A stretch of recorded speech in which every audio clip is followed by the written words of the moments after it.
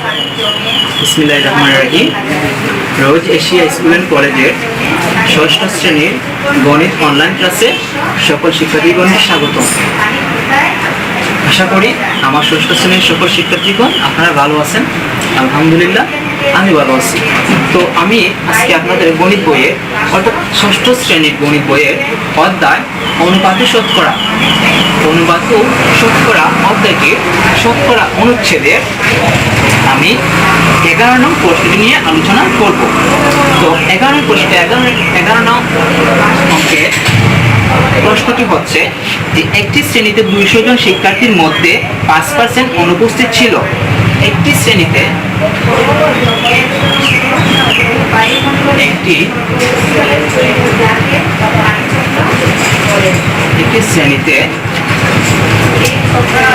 200 জন শিক্ষার্থী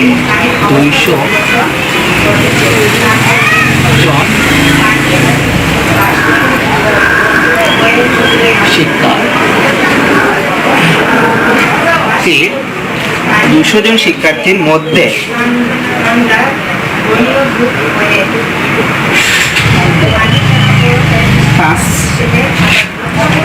5% অনুপস্থিত ছিল।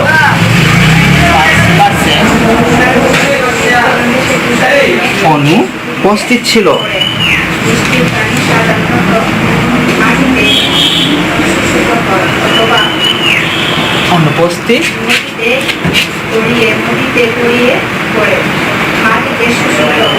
অনুপস্থিত ছিল। কতজন শিক্ষার্থী উপস্থিত ছিল? কতজন শিক্ষার্থী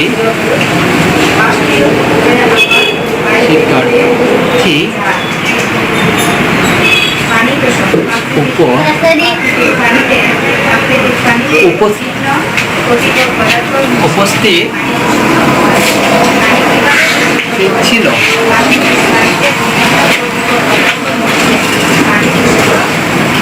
ছিল।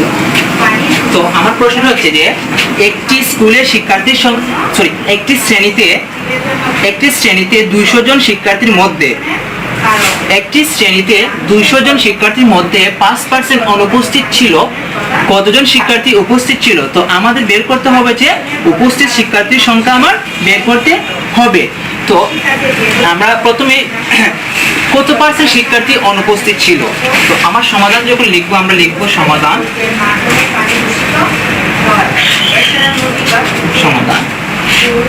5% শিক্ষার্থী অনুপস্থিত ছিল।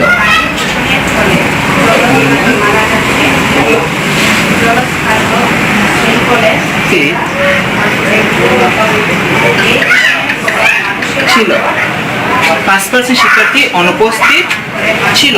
তো আমি 5% বলতে আমরা কি বুঝি, মানে পার্সেন্ট প্রতি একটি মান হচ্ছে আমরা 100 ধরি বা 100 বুঝি আমরা।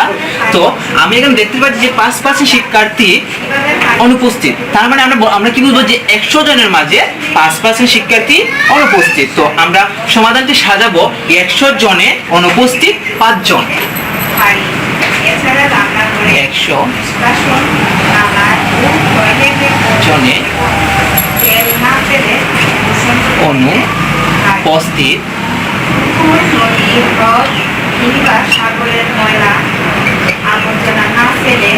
5 জন। তো আমার শতকরা আমরা মৌখিক নিয়মে গেলে আমরা কি লিখবো? 1 জনে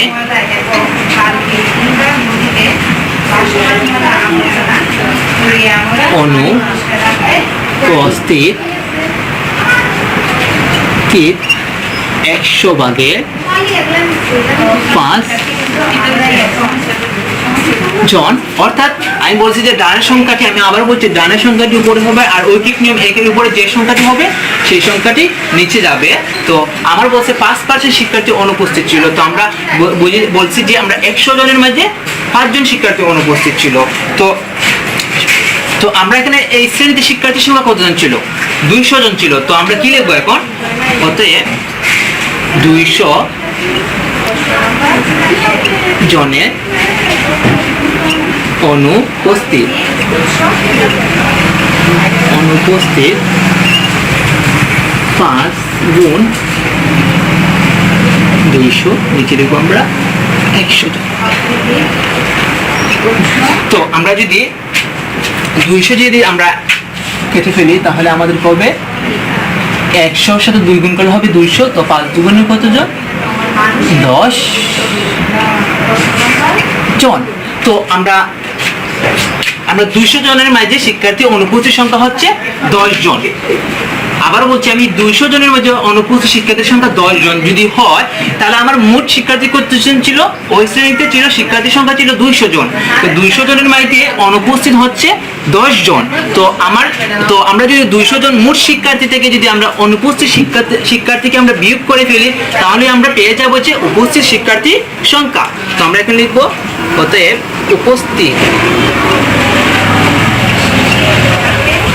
উপস্থিত শিক্ষার্থীর সংখ্যা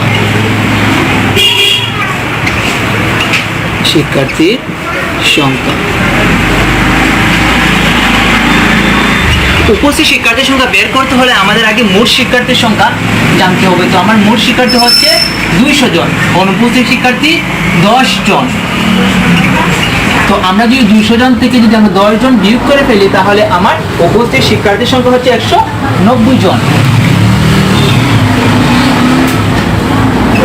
তো উত্তর হবে আমার 190 জন। 190 জন। তো শিক্ষার্থীগণ, আমি আশা করি আপনারা এটি বুঝতে পেরেছেন। তো এখন আমি 12 নং প্রশ্নটি নিয়ে আলোচনা করব। আর তোমরা যে আমরা যে অনলাইন ক্লাসগুলো নিচ্ছি, আশা করি তোমরা বুঝতে পারছো। সাথে সাথে খাতায় নোট করে রাখবা। আমার 12 নং প্রশ্নটি হচ্ছে,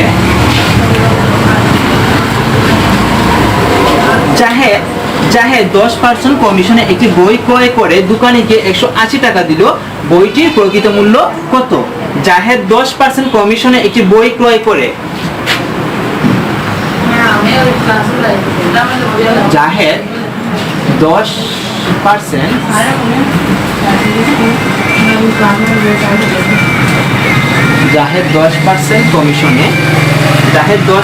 কমিশনে একটি বই ক্রয় করে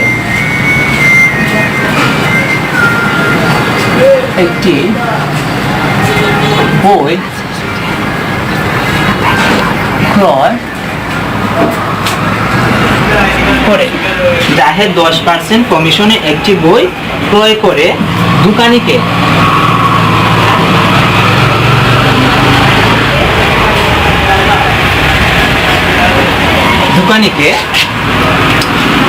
180 টাকা দিল।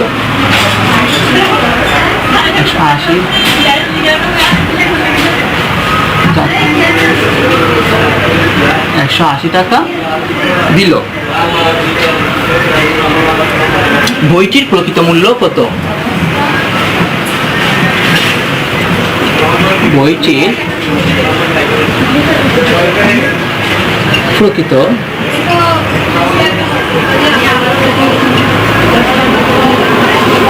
মূল্য কত? তো শিক্ষার্থীগণ, জাহেদ 10% কমিশনে একটি বই ক্রয় করে দোকানিকে 180 টাকা দিল, বইটির প্রকৃত মূল্য কত? তো আমাদের বইটির প্রকৃত মূল্য বের করতে হবে। আচ্ছা, এখন আমরা সমাধানে যদি আমরা যাই, আমরা লিখব সমাধান।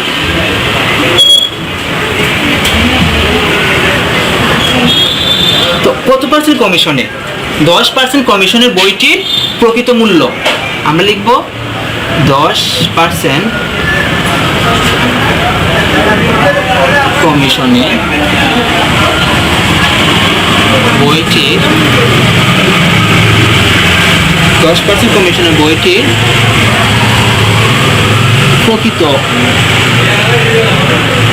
প্রকৃত মূল্য 100 টাকা হলে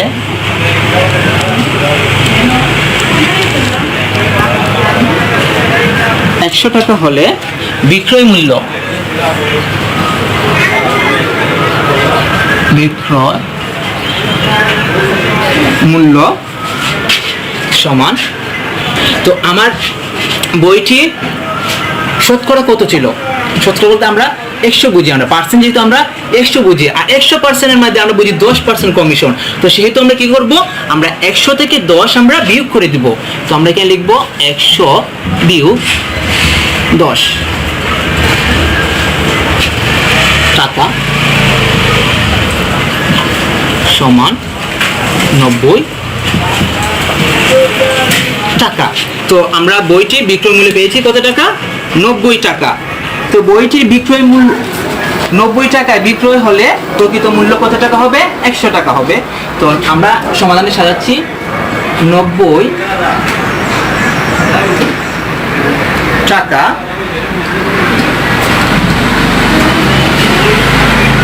বিক্রয় মূল্য হলে প্রকৃত মূল্য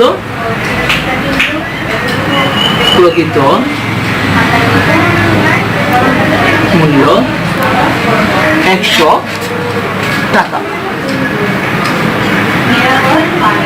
100 টাকা। তো আমরা যে ঐকিক নিয়মে যাই, অতএব 1 টাকা বিক্রয় মূল্য হলে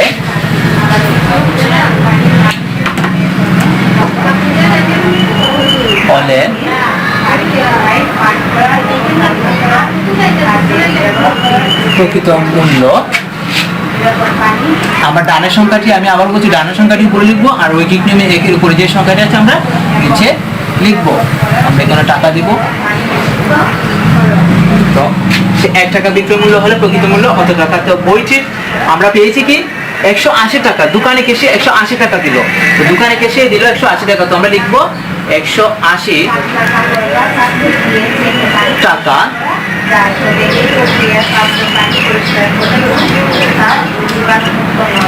বিক্রয় মূল্য হলে প্রকৃত মূল্য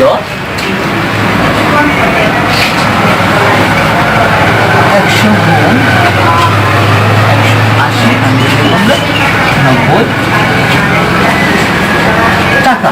তো আমরা যদি 90 দিয়ে যদি আমরা এটাকে কেটে নিই, তাহলে আমার হবে 90 দুগুণে 180। তো আমার এখানে হবে 200।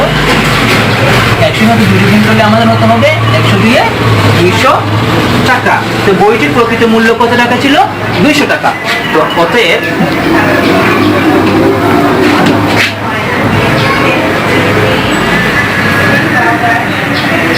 বইটি প্রকৃত মূল্য 200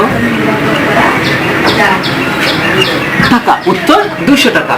তো শিক্ষার্থীগণ, আমি আশা করি আপনারা এই অঙ্কের সমাধানটি বুঝতে পেরেছেন। তো আমি এখন 13 নং প্রশ্নটি নিয়ে আলোচনা করব। তো 13 নং প্রশ্নটি একটি সৃজনশীল প্রশ্ন। তো আমি আগে প্রশ্নটি লিখে নিচ্ছি।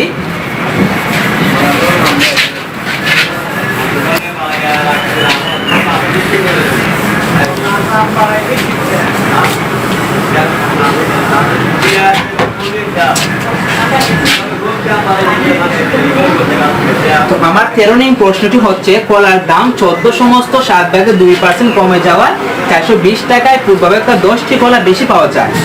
তো কলার দাম 14 সমস্ত 7 ভাগের 2%। আমরা আগে লিখে নিই, ডাকে লিখে নিই।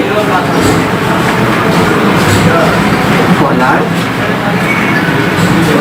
দাম 14 সমস্ত 7 ভাগের 2%, 7 ভাগের 2% কমে যাওয়ায়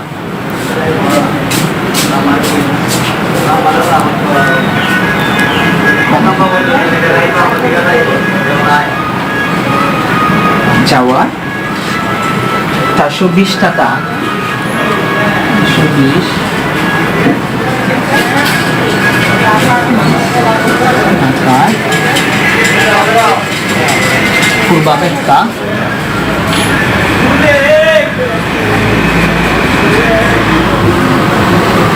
পূর্বাপেক্ষা গোষ্ঠী কলা বেশি পাওয়া যায়।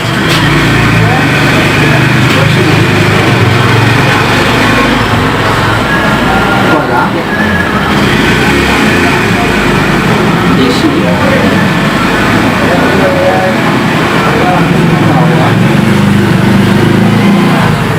এটা হচ্ছে আমার সৃজনশীল প্রশ্নের অনুচ্ছেদ।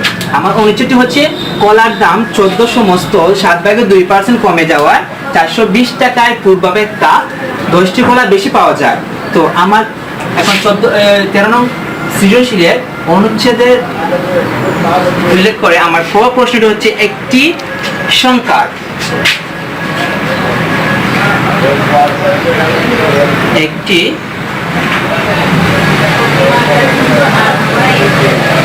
সংখ্যার 14 সমস্ত 7/2% সমান 10 হলে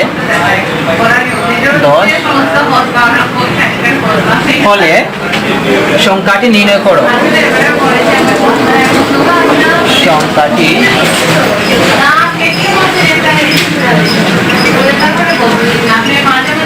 নির্ণয়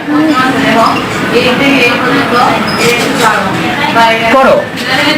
তো সুপ্রিয় শিক্ষার্থীগণ আপনার কথা না বলে আমার সমাধানটি বুঝো। তো আমরা এখন সমাধানটি শুরু করছি। তো আমার যেহেতু একটি প্রশ্ন আছে যে একটি সংখ্যার 14 সমস্ত 7/2% সমান 10 হলে সংখ্যাটি নির্ণয় করতে হবে। তো আমি যদি সংখ্যাটি ধরে নিই, তো আমরা পাটিগণিতের অংশ, তো আমরা সংখ্যাটি ধরে নিব ক। তো আমরা লিখি ধরি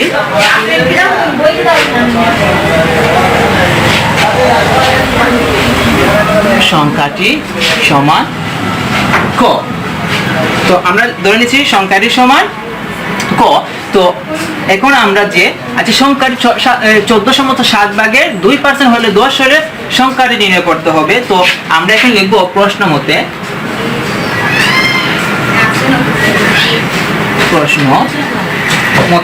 আমরা যদি লিখি ক এর 14 সমস্ত 7/2 14 সমস্ত 7/2% সমান 10। তো আমরা বা লিখবো, আমরা ক মানতে আমরা পাইনি, মানে সংখ্যাটি বের করতে হবে। এর চিহ্ন বলতে আমরা কি বুঝি, একে আমরা গুণ চিহ্ন দ্বারা প্রকাশ করি।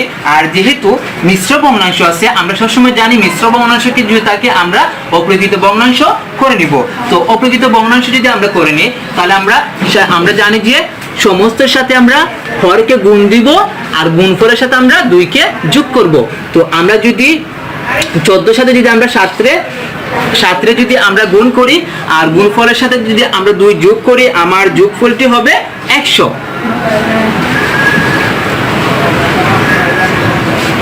মানে 14 সাথে যদি আমরা 7 যদি আমরা গুণ করি তাহলে আমার গুণফল হয় 98, আর 98 সাথে যদি আমরা 2 যোগ করি তাহলে আমার যোগফল হয় 100। তো তোমরা 14 সাথে 7 গুণ করে নিবা, গুণফলের সাথে 2 যোগ করে দিবা, তাহলে আমার এখানে কি হবে। আর আমরা জানি পার্সেন্ট বলতে আমরা কি বুঝি, 100/1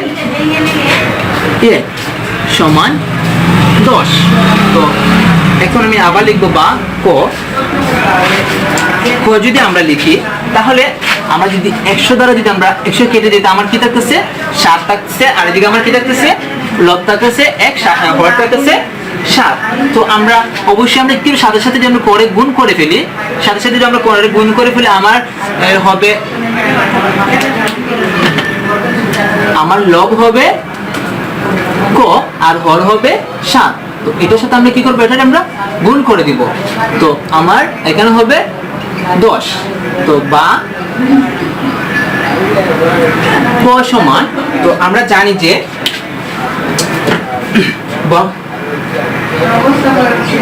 কোন সংখ্যা যদি স্থান পরিবর্তন করে কোন সংখ্যা যদি স্থান পরিবর্তন করে তার চিহ্ন পরিবর্তন হবে।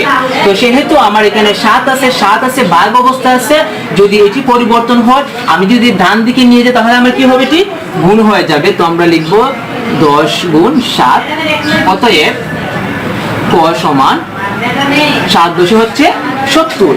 তো আমার সংখ্যাটি কত, অতএব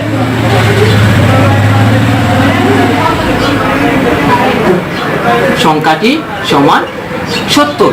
তো শিক্ষার্থীগণ, আমি আশা করি আমার ক নং প্রশ্নের সমাধানটি আপনারা বুঝতে পেরেছেন। এখন আমি খ নং প্রশ্নটি নিয়ে আলোচনা করব। তো আমার ক নং প্রশ্নটি হচ্ছে প্রতি ডর্জন কলার দাম কত, মানে আমার প্রতি ডর্জন কলার দাম নির্ণয় করতে বের করতে হবে। তো আমি সরি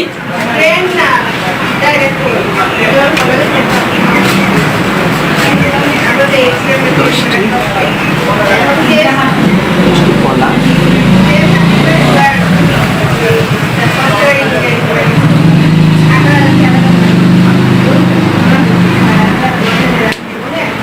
আমি খ নং প্রশ্নটি আমি বুঝে দিচ্ছি।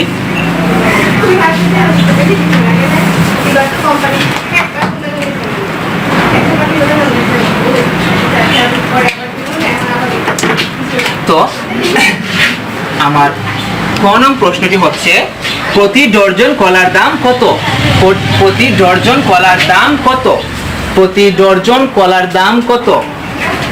তো প্রতি ডর্জন কলার দাম নির্ণয় করতে হবে। তো আমি প্রশ্নটি আগে লিখে নিচ্ছি।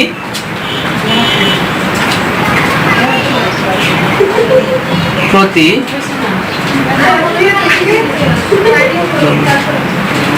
ডর্জন কলার দাম, প্রতি ডর্জন কলার দাম কত। তো প্রতি ডর্জন কলার দাম যদি আমরা নির্ণয় করতে যাই তাহলে কলার আগে যা দাম ছিল, বামে কলার আগে যা দাম ছিল, মানে কলার আগে যে মূল্য ছিল তার কমে যাওয়াতে 420 টাকা, মানে একই দামে সে প্রথম কলা কিনে যাওয়ার পরে আবার 14.7% দাম কমে যাওয়াতে সে আরো 10টি কলা বেশি পেয়েছে। তো কলার দাম কত পার্সেন্ট কমছে। তো আমরা এখানে প্রশ্নে দেওয়া আছে কলার দাম 14.7/2% কমে গেছে। তো আমরা লিখবো এখানে সমাধান লিখবো আমরা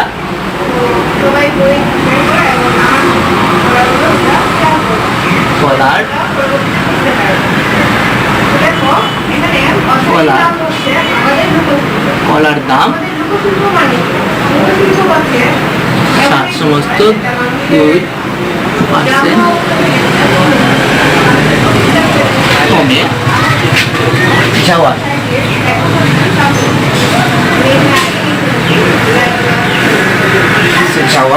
তো আমরা কি লিখবো, 10 টাকায় কমে। তো আমরা এখানে আরেকটা জিনিস আমরা করতে পারি, আমরা মিশ্র ভগ্নাংশটাকে আমরা অপ্রকৃত ভগ্নাংশ করে নিব। আমরা সমস্যা না, আমরা টাকায় মধ্যে করে নিব। আমরা লিখবো 100 টাকায় কমে, 100 টাকায় কমে 14.7/2, বা আমরা যদি সমস্তটি যদি আমরা ব্যাঙ্গে নিই তাতে আমরা 7 হচ্ছে 98, যদি আমরা যোগ করি তাহলে আমার হবে 7/100 টাকা। তো আমরা লিখতে পারি বৈদিক নিয়ম, আমরা লিখতে পারি 1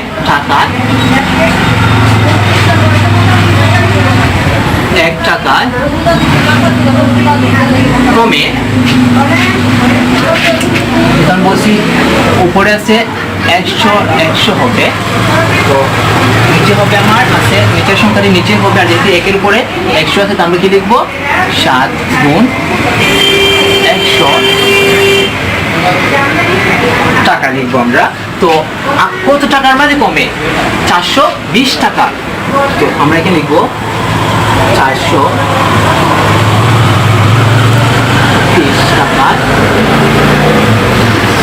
কমে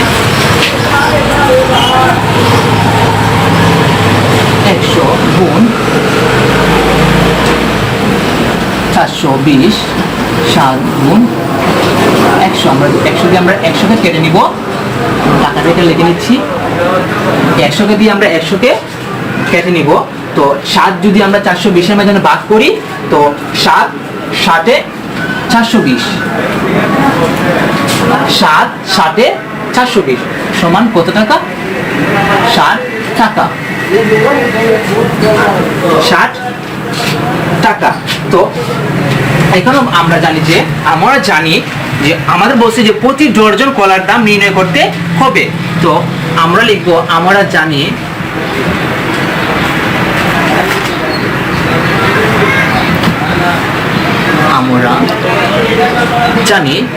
এক ডজন সমান এক ডজন সমান 12টি। তো এক ডজন সমান যদি 12টি হয়, তাহলে 10টি কলার বর্তমান মূল্য কত টাকা? 10টি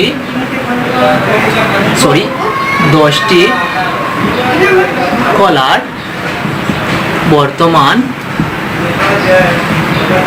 বর্তমান মূল্য 60 টাকা। 60 টাকা। অতএব একটি কলার বর্তমান মূল্য, ডানের সংখ্যাটি উপরে যাবে, নিচে আসবে 10 টাকা। তো বলছে প্রতি ডজন। তো এক ডজন সমান কতটি? 12টি কলার